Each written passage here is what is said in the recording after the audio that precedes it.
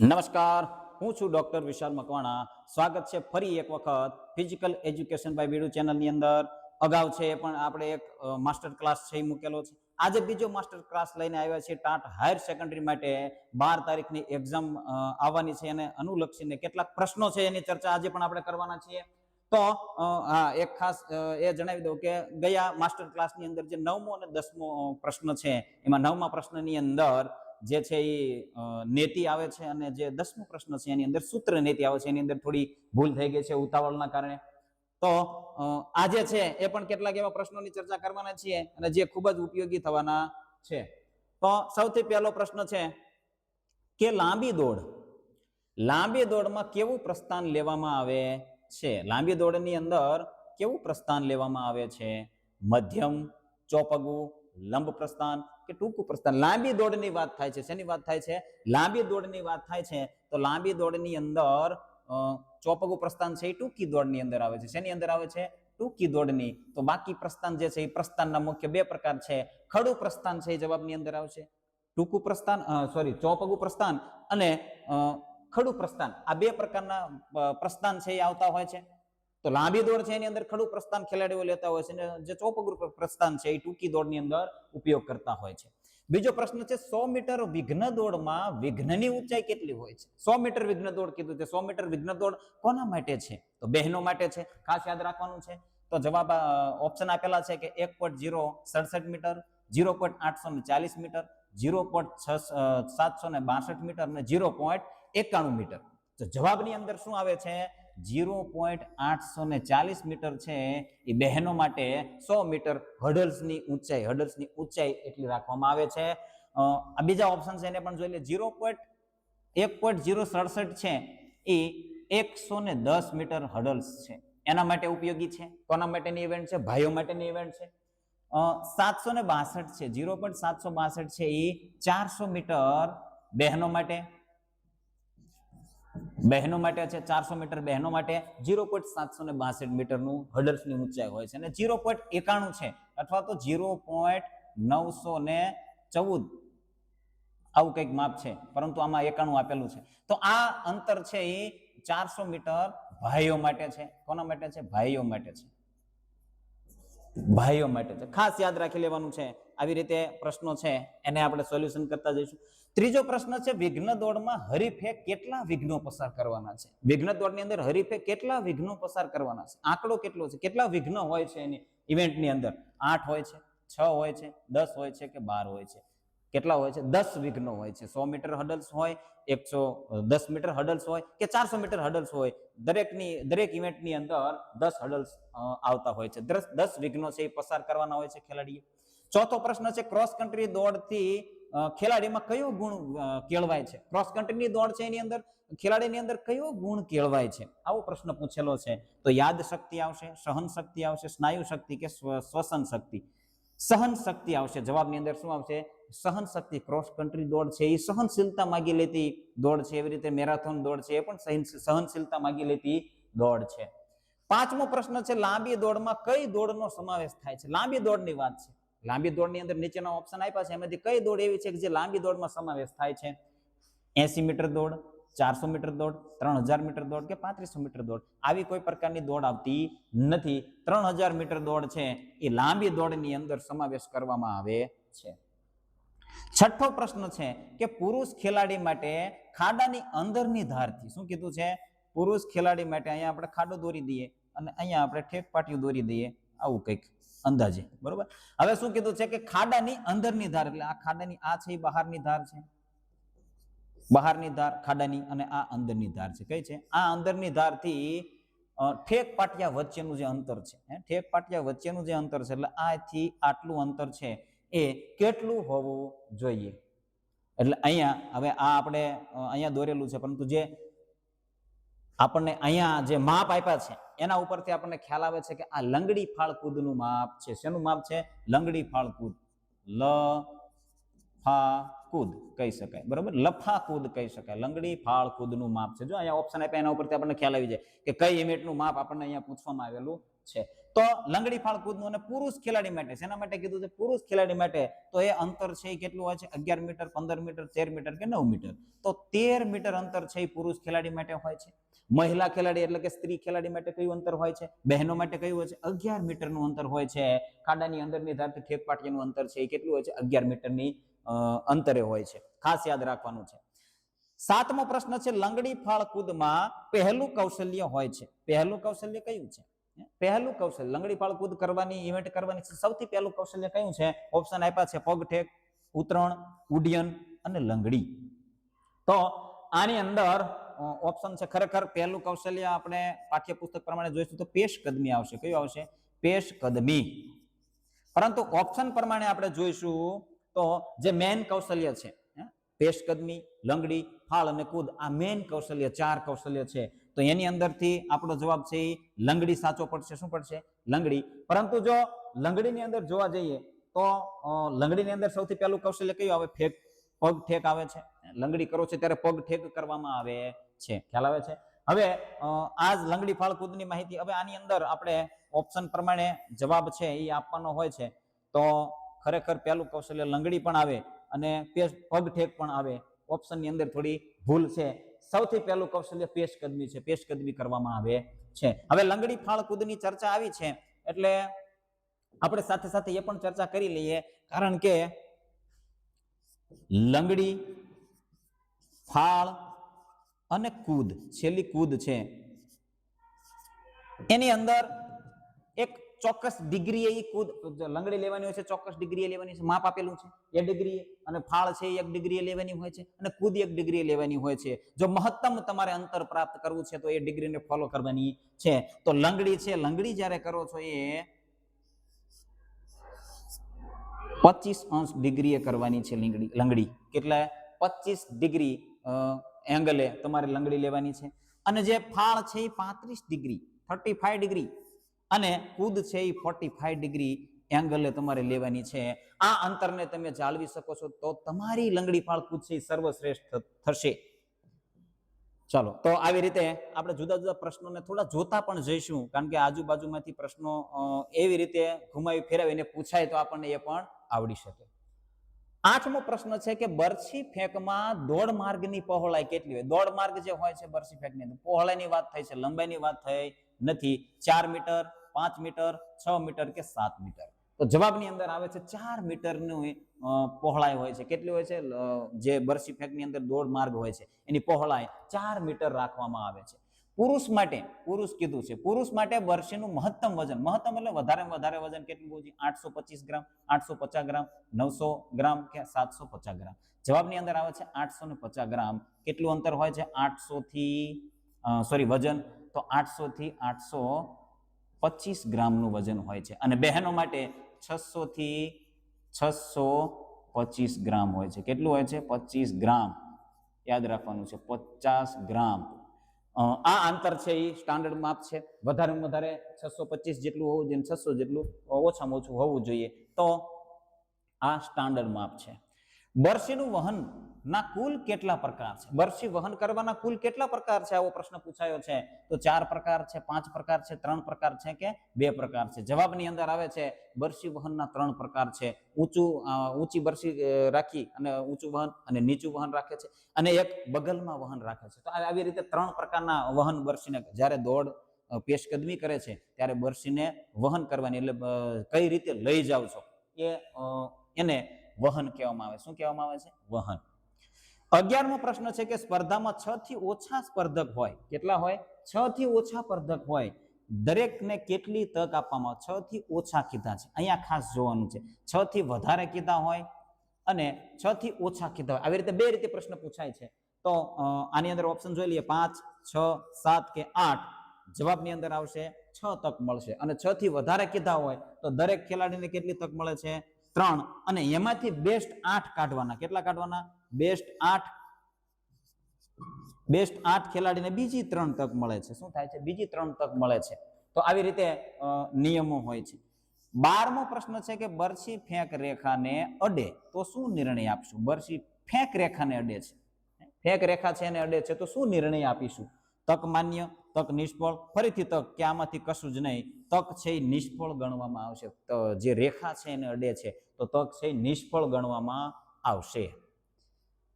ચાલો, ત્યારબાદ પ્રશ્નો હવે કેટલાક વોલીબોલના પ્રશ્નો છે એને પણ જોઈ લઈએ. તો વોલીબોલના મેદાનની લંબાઈ કેટલા મીટર હોય છે? વોલીબોલનું મેદાન છે એની લંબાઈ કેટલી હોય છે એ પૂછેલું છે. 16 મીટર, 20 મીટર, 18 મીટર કે 21 મીટર? 18 મીટર. અને પહોળાઈ પૂછે, પહોળાઈ તો 9 મીટર હોય છે. કેટલી હોય છે?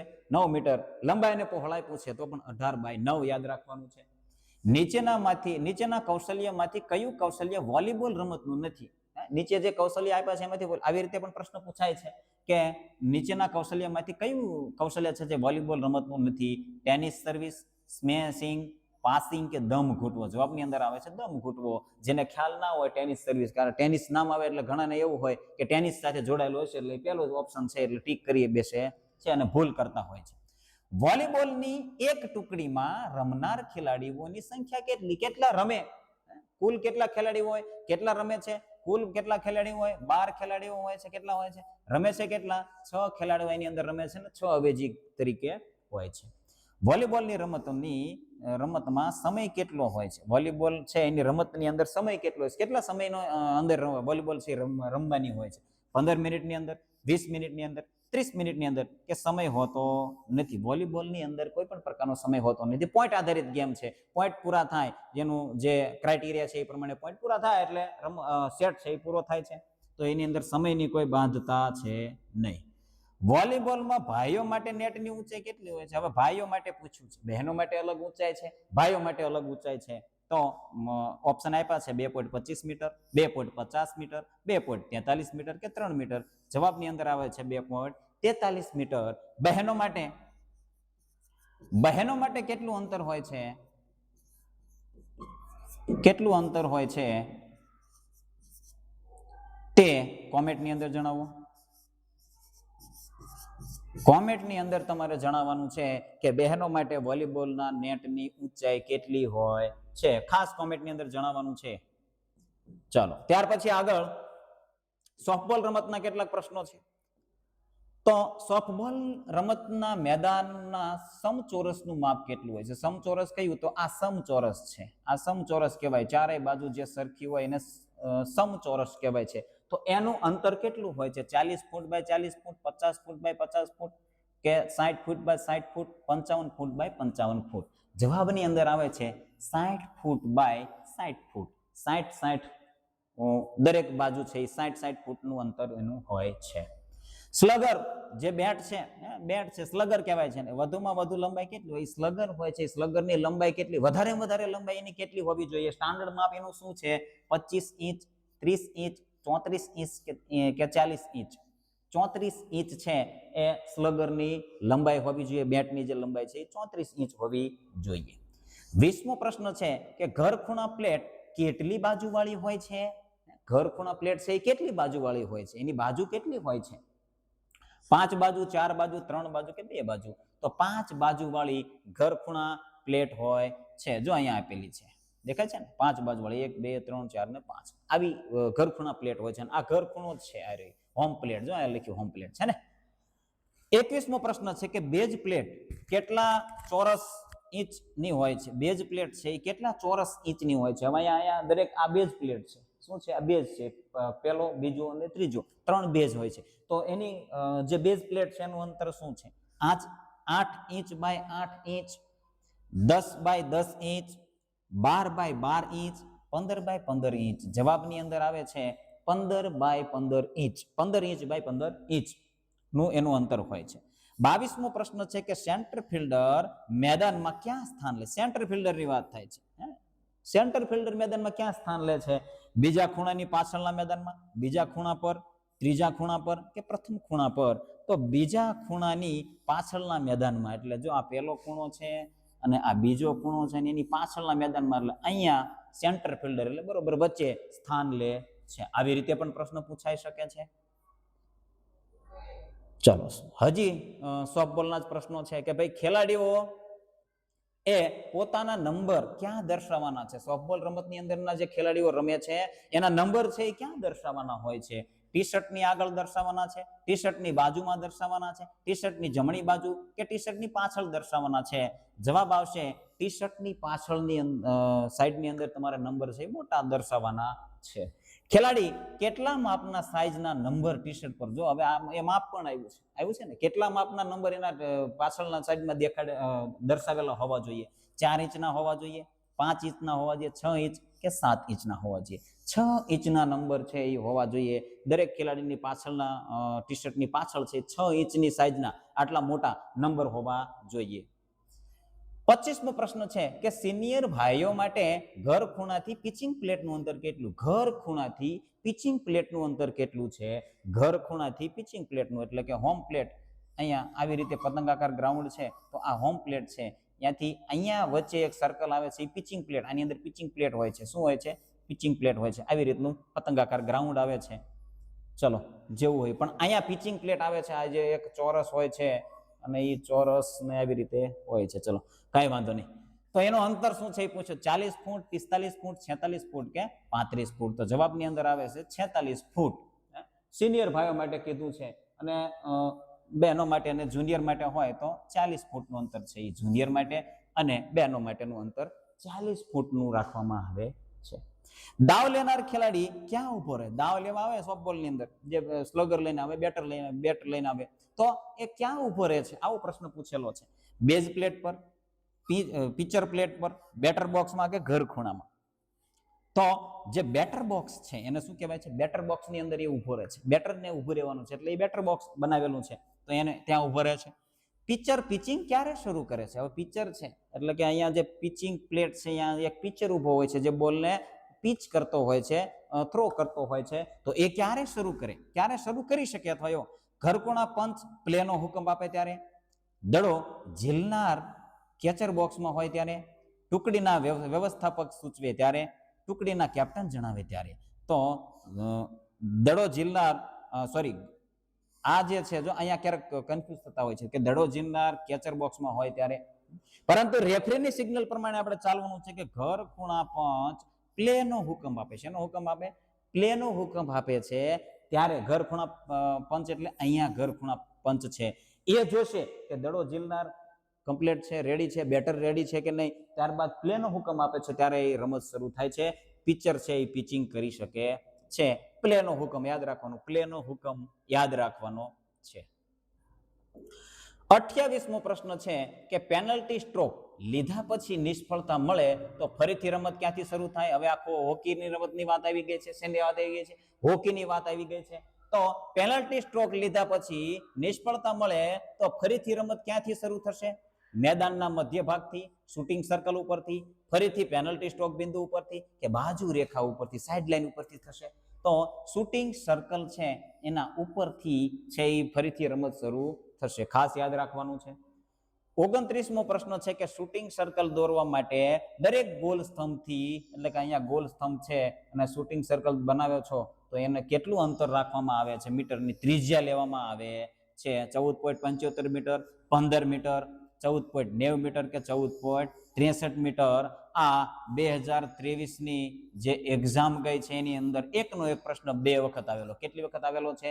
2 વખત એ પેપરની અંદર આવેલો છે. તો આ છે શૂટિંગ સર્કલ ઉપરથી, એટલે કે આ શૂટિંગ સર્કલ ઉપરથી ફરીથી રમત શરૂ થાય છે. આ પ્રશ્નની અંદર જોઈએ તો 30મો પ્રશ્ન છે કે બે ખેલાડીઓ સામસામા પક્ષના છે, સામસામા પક્ષના બંને ખેલાડીઓ છે અને એક સાથે ફાઉલ કરે છે. શું કરે છે? એક સાથે ફાઉલ કરે છે. તો રમત કેવી રીતે ફરી શરૂ કરવામાં આવશે? ફરીથી રમત કઈ રીતે શરૂ થશે? તો કોર્નર હિટ દ્વારા, બુલી દ્વારા, પેનલ્ટી કોર્નર દ્વારા કે મેદાનની મધ્યમાંથી થશે? તો ક્યાંથી થશે? બુલી દ્વારા થશે. કઈ રીતે થશે? બુલી એક કૌશલ્ય આવે છે હોકીની અંદર, તો એ બુલી દ્વારા રમત છે ફરીથી શરૂ કરવામાં આવે છે. કારણ કે બંને ખેલાડીઓનો ફાઉલ એક સાથે થાય છે. રેફરી નિર્ણય લઈ શકતા નથી કે કોનો પહેલો ફાઉલ છે. તો એવી સિચ્યુએશનની અંદર બુલી કૌશલ્ય છે એના દ્વારા બંને જે સ્ટિક છે એને રાખી અને બુલી 2-3 વખત ઝોલા લઈ અને પછી પાસ લેવાનો હોય છે. આવી રીતે બુલી કરવામાં આવે છે. 31મો પ્રશ્ન છે કે ટેબલ ટેનિસની રમત કયા દેશમાં શોધાય? ફ્રાન્સ, ઇંગ્લેન્ડ, જાપાન કે જર્મની? ટેબલ ટેનિસની રમત છે એની શોધ ક્યાં થઈ? આવો પ્રશ્ન પૂછાણો છે. તો ઇંગ્લેન્ડની અંદર એની શોધ થઈ છે. 32મો પ્રશ્ન છે કે ટેબલ ટેનિસની રમતના શોધની શરૂઆતથી અત્યાર સુધીમાં તેના જે નામ છે એ હતા તેમાંથી નીચેનામાંથી એક નામ ખોટું છે. શું છે? એક નામ ખોટું આપેલું છે, એ આપણે શોધવાનું છે. બાકી બીજા નામ છે. એ છે ગોસીમા, બી છે ઓસીમા, સી છે પિંગપોંગ અને ટેબલ ટેનિસ. આવી રીતે 3 નામ છે. આ ઓસીમા નામ છે એ આપણો જવાબ બને છે, કારણ કે એ નામ ટેબલ ટેનિસ રમતનું છે નહીં. ગોસીમા છે, પિંગપોંગ છે અને છેલ્લે અંતે ટેબલ ટેનિસ નામ આપેલું છે. 33મો પ્રશ્ન છે કે ટેબલ ટેનિસ રમતના ટેબલની લંબાઈ અને પહોળાઈ કેટલી હોય છે? ટેબલ ટેનિસ રમતમાં ટેબલની લંબાઈ અને પહોળાઈ પૂછી છે. જે ટેબલ હોય છે 264 સેન્ટીમીટર થી 142.5 સેન્ટીમીટર, 290 સેન્ટીમીટર થી 163 સેન્ટીમીટર, 274 સેન્ટીમીટર થી 152.5 સેન્ટીમીટર, 280 સેન્ટીમીટર થી 155 સેન્ટીમીટર. તો જવાબની અંદર આવે છે 274 સેમી થી 152.5 સેન્ટીમીટર ટેબલની આ લંબાઈ છે. આ શું છે? લંબાઈ છે અને આ પહોળાઈ છે. પહોળાઈ છે. આવી રીતે પ્રશ્ન પણ પૂછાઈ શકે છે. કોઈ પણ એક માપને લઈને પણ પ્રશ્ન પૂછી શકે, અથવા લંબાઈ પૂછી શકે, અથવા તો પહોળાઈ પણ પૂછી શકે છે. 34મો પ્રશ્ન છે કે ટેબલ ટેનિસના ટેબલની ઉપરની સપાટીથી જમીનના તળિયા સુધીનું માપ. હવે આ ટેબલ છે તો ટેબલથી અહીંયા પાયા છે, તો અહીંયાથી અહીંયા નીચેના સુધીનું તળિયા સુધીનું માપ કેટલું હોવું જોઈએ? આવો પ્રશ્ન પૂછ્યો છે. 56 સેન્ટીમીટર, 66 સેન્ટીમીટર, 76 સેન્ટીમીટર કે 86 સેન્ટીમીટર? જવાબની અંદર આવે છે 76 સેન્ટીમીટર. જો હવે આની એક સ્મોલ ટ્રીક તમને આપી દો. આ 76 સેન્ટીમીટર અહીંયા આપ્યું છે, અહીંયા 74 આપ્યું છે, તો 74, 76 આવી રીતે તમે યાદ રાખી શકો છો. આ માપથી આ માપ પણ યાદ રહેશે અને એ માપથી આ પણ યાદ રહેશે. 35મો પ્રશ્ન છે કે ટેબલ ટેનિસના દડાનો વ્યાસ કેટલો? વ્યાસ કીધું છે, આખો ગોળાય વ્યાસ કેટલો હોય? 36.2 મિલીમીટર, 37.2 મિલીમીટર, 38.2 મિલીમીટર, 40 મિલીમીટર. જવાબની અંદર આવે છે 40 mm એટલે કે મિલીમીટર ની એનો વ્યાસ હોય છે. જેટલા સમય સુધી દડો રમતમાં રહે તે સમયગાળાને શું કહેવાય? દડો રમતમાં રહે, દડો ચાલુ છે, રમતમાં ચાલુ છે, તો એ સમયગાળાને શું કહેવાય છે? એક ચોક્કસ શબ્દ છે. રેલી કહેવાય, નેટ કહેવાય, લેટ કહેવાય કે નિશ્ચિત સમય કહેવાય? જવાબની અંદર આવશે રેલી. જ્યાં સુધી સામેવાળાને કે કોઈ ફાઉલ ના થાય અથવા તો આપણો પોતાનો ફાઉલ ના થાય ત્યાં સુધી દડો રમતમાં રહે છે, તેને શું કહેવાય? રેલી કહેવામાં આવે છે. 37મો પ્રશ્ન છે કે રેલી દરમિયાન જ્યારે ગુણ આપવામાં આવતા નથી તેને શું કહેવાય છે? રેલી દરમિયાન ક્યારેક એવી સિચ્યુએશન બને છે કે જ્યારે ગુણ આપવામાં આવતા નથી, તો ત્યારે શું કહેવામાં આવે છે? ખોટા ગુણ ગણવામાં આવે છે, સાચા ગુણ ગણવામાં આવે છે? લેટ કે રેલી? લેટ શું આવે છે? લેટ કે રેફરી કોઈક અન્ય કારણોસર બોલને બાધા થઈ હોય, અથવા તો બોલ તૂટી ગયો હોય, અથવા તો પવન દ્વારા બોલ છે એ ફગવાઈ ગયો હોય, રેફરીને એવું સિચ્યુએશન લાગશે ત્યારે એ લેટ કહી અને એના એ પોઈન્ટ માટે ફરીથી રમત છે શરૂ કરતા હોય છે. તો આવી રીતે ટેબલ ટેનિસની અંદર લેટ શબ્દ છે એ પણ યાદ રાખવાનો છે. લેટ છે ટેનિસની અંદર પણ આવે છે, ટેબલ ટેનિસની અંદર પણ આવે છે. એની સાથે સાથે બેડમિન્ટનની અંદર પણ લેટ જોવા મળે છે. 38મો પ્રશ્ન છે કે રેલી દરમિયાન જે ખેલાડી દડાને પહેલો ફટકારે તેને શું કહેવાય? પહેલો ફટકારે એને શું કહેવાય છે? રેલી દરમિયાન દડો છે એ પહેલો ફટકારે છે, એને શું કહેવાય છે? દડો ઝીલનાર કહેશું, દડો પાછો મોકલનાર કહેશું, સર્વિસ કરનાર કહેશું કે દડો રમનાર? તો સર્વિસ થશે ત્યારે જ દડો પહેલો ફટકારાશે ને, એટલે સર્વિસ કરનાર છે એ કહેશું આપણે. 39મો પ્રશ્ન છે કે ટેબલ ટેનિસની રમતમાં ડબલ્સમાં કેટલા ખેલાડીઓ રમતા હોય છે? ડબલની અંદર કેટલા ખેલાડીઓ? ડબલ્સની રમત, સિંગલ અને ડબલ્સ બે પ્રકારની રમત આવે છે. તો ડબલ્સની અંદર કેટલા ખેલાડીઓ હોય છે? 2 ખેલાડીઓ, 4 ખેલાડીઓ, 6 ખેલાડીઓ કે 8 ખેલાડીઓ? કુલ ખેલાડીની વાત થઈ છે એટલે 4 ખેલાડીઓ છે. 2 આપણા પક્ષના, 2 સામેના પક્ષના, 2 બાજુ ઉપર 2 ખેલાડી હોય છે. કુલ કેટલા ખેલાડી થાય છે? 4 ખેલાડી. 40મો પ્રશ્ન છે સિક્કા ઉછાળમાં જીતનાર શાની પસંદગી? સિક્કો ઉછાળો છો તો જે ટોસ વિન થાય છે એ શેની પસંદગી કરે છે? બાજુ કે સર્વિસની પસંદગી, દડાની, રેકેટની કે પંચની? તો બાજુ કે સર્વિસ, એને બાજુ પસંદ કરવાની છે કાં પછી એને સર્વિસ પસંદ કરવાની છે. 41મો પ્રશ્ન છે કે છેલ્લી નિર્ણાયક રમતમાં કેટલા ગુણ થતા ખેલાડી કે ખેલાડીઓની જોડી બાજુ બદલવાની હોય છે? છેલ્લો નિર્ણાયક રમતમાં કેટલા ગુણ થતા ખેલાડી કે ખેલાડીઓની જોડી હોય અથવા ડબલ હોય કે સિંગલ્સ હોય, છેલ્લો નિર્ણાયક સેટ છે તો એની અંદર કેટલા પોઈન્ટ થાય ત્યારે બંનેની બાજુ છે એ બદલાતી હોય છે. 5 ગુણ, 10 ગુણ, 7 ગુણ કે 12 ગુણ. આની અંદર છે મારા ખ્યાલ મુજબ 6 ગુણ આવે છે. કેટલા? 6 ગુણે બાજુ બદલે છે. છતાં ચેક કરી અને કોમેન્ટની અંદર જણાવી દેજો હું સાચો છું કાં પછી 7 ગુણ આવતો હશે, પરંતુ મને એવું સાચું લાગે છે કે આ 6 ગુણ છે એ જવાબની અંદર આવે છે. ખાસ કોમેન્ટની અંદર જણાવી દેજો જેને પણ ખ્યાલ હોય. 42મો પ્રશ્ન છે, સિંગલ્સમાં પહેલા 5 ગુણ પછી સર્વિસ કરનાર શું થશે? સિંગલ્સની રમતની અંદર પહેલા 5 ગુણની રમત રમાય છે, પછી જે સર્વિસ કરનાર છે એ શું થશે? તો ફટકારનાર, ઝીલનાર, રમનાર અને હારનાર. ઝીલનાર બે જ પ્રકારના ખેલાડીઓ હોય છે, સર્વિસ કરનાર અને ઝીલનાર. ખ્યાલ આવે છે? 43મો પ્રશ્ન છે કે ટેબલ ટેનિસની રમત કયા વર્ષમાં શોધાય? કયું વર્ષ? વર્ષ પૂછ્યું છે, વર્ષ પૂછ્યું. કયા વર્ષની અંદર ટેબલ ટેનિસની રમત શોધાય છે? તો 1871 ની અંદર, 1880, 1891, 1901 ની અંદર. જવાબની અંદર 1880 ની અંદર ટેબલ ટેનિસની રમત છે એ શોધાણી છે. 44મો પ્રશ્ન છે કે ભારતમાં ઓલ ઇન્ડિયા ફેડરેશનની રચના કયા વર્ષમાં થઈ? ભારતમાં ઓલ ઇન્ડિયા ફેડરેશન, જે ટેબલ ટેનિસ ફેડરેશન છે એની રચના, ટેબલ ટેનિસની વાત કરી છે અહીંયા. ટેબલ ટેનિસ પણ આવવું જોઈએ. ટેબલ ટેનિસ છે એની રચના ક્યારે થઈ? 1927 ની અંદર, 1937, 1947, 1951.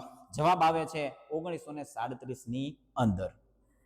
ઓલ ઇન્ડિયા ટેબલ ટેનિસ ફેડરેશનની સ્થાપના થઈ 1937 ની અંદર. ખાસ યાદ રાખવું. 1927 કરીને ઓપ્શન હતો તો એની અંદર ઇન્ડિયન ઓલિમ્પિક એસોસિએશનની સ્થાપના થઈ છે.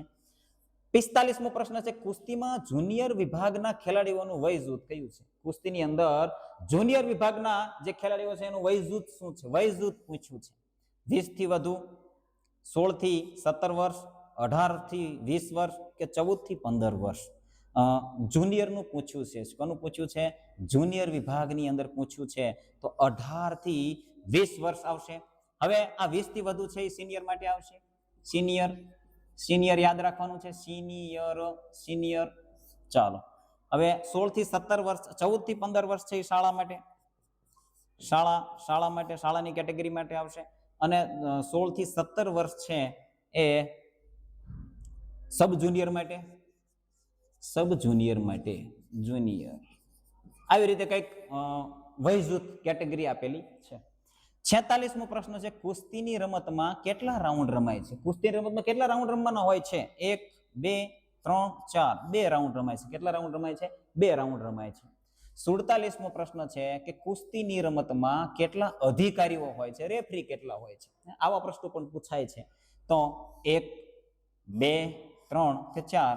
જવાબની અંદર આવે છે 4 રેફરી હોય છે કુસ્તીની અંદર. કેટલા રેફરી હોય છે? 4 રેફરી હોય છે. કુસ્તીની સ્પર્ધાની અંદર 4 રેફરી હોય છે.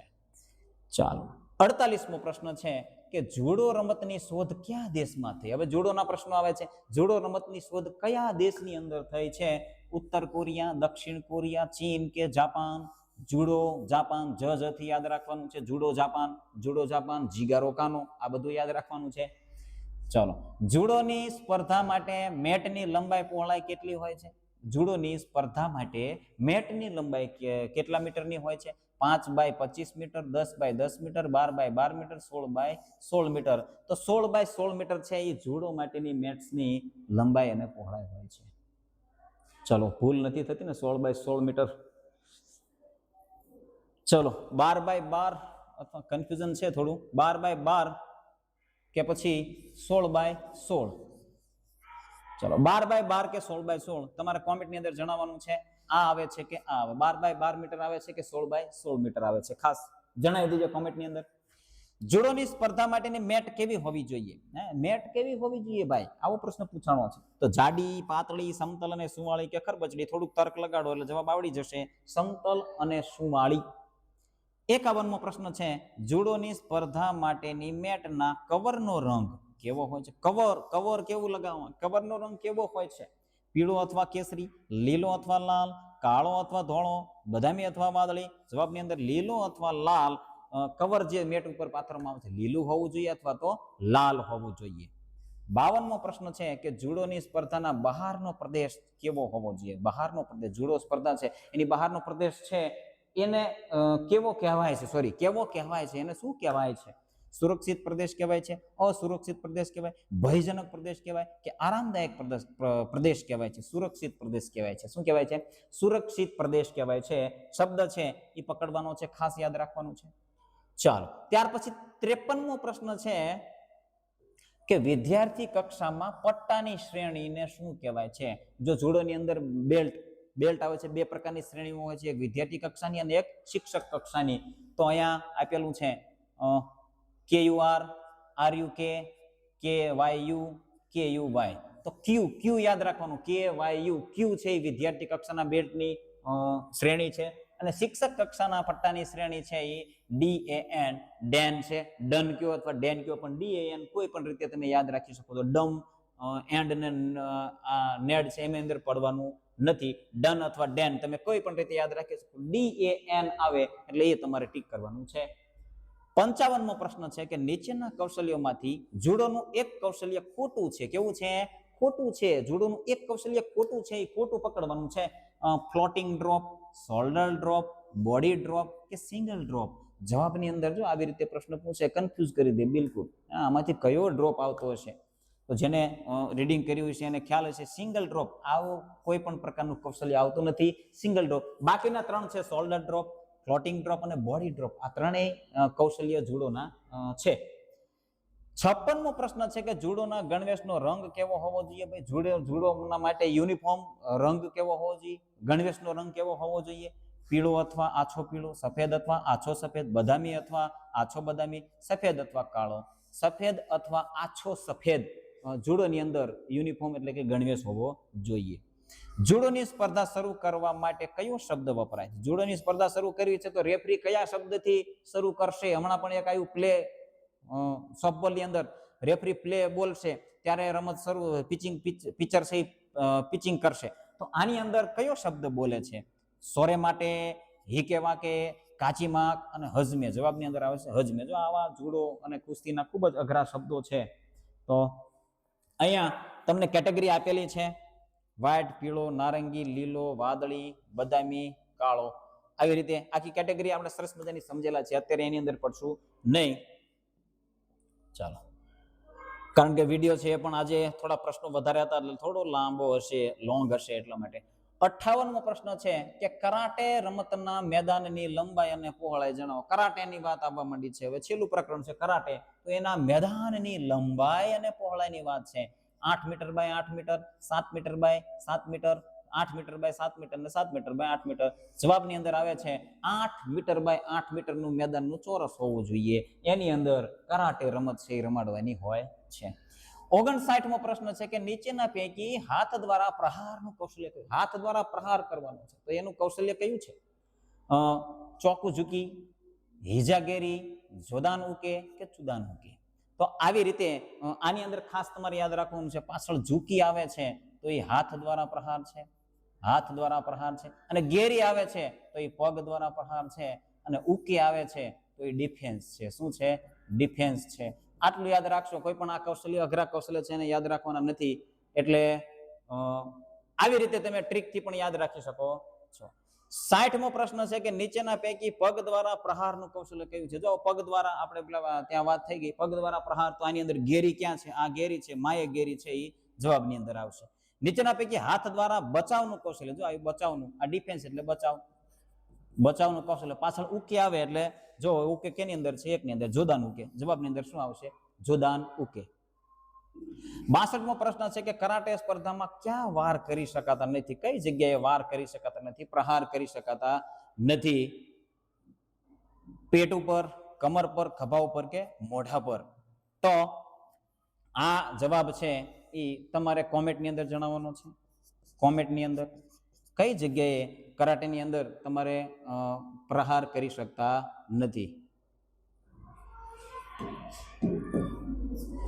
ચાલો, ત્યાર પછી 63મો પ્રશ્ન છે કે કરાટે સ્પર્ધામાં જુનિયર વિભાગ માટે કેટલો સમય રાખવામાં આવે છે? જુનિયર વિભાગની અંદર કેટલો સમય રાખવામાં આવે છે? કરાટેની અંદર જુનિયર વિભાગ માટે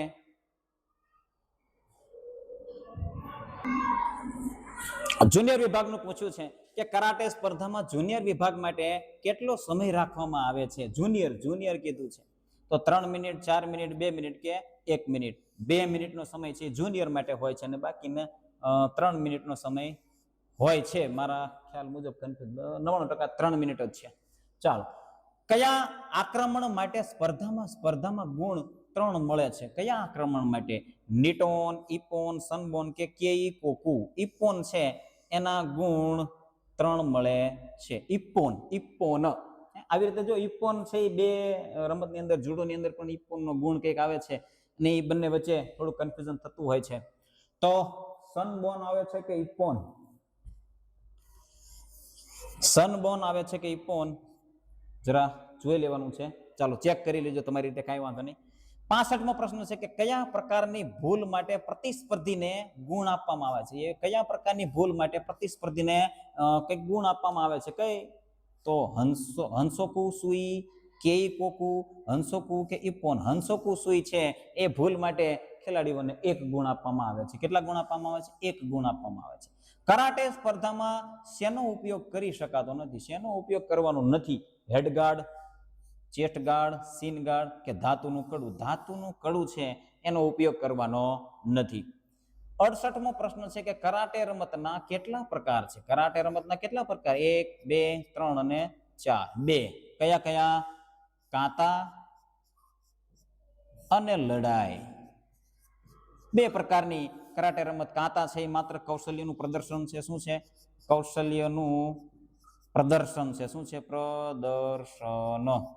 અને લડાઈ છે એની અંદર લડાઈ કરવામાં આવે છે. કૌશલ્યનું પ્રદર્શન કરવાનું હોય તો એને શું કહેવામાં આવે છે? કાતા. કરાટે જે કરવામાં આવે છે એને કાતા કહેવાય છે.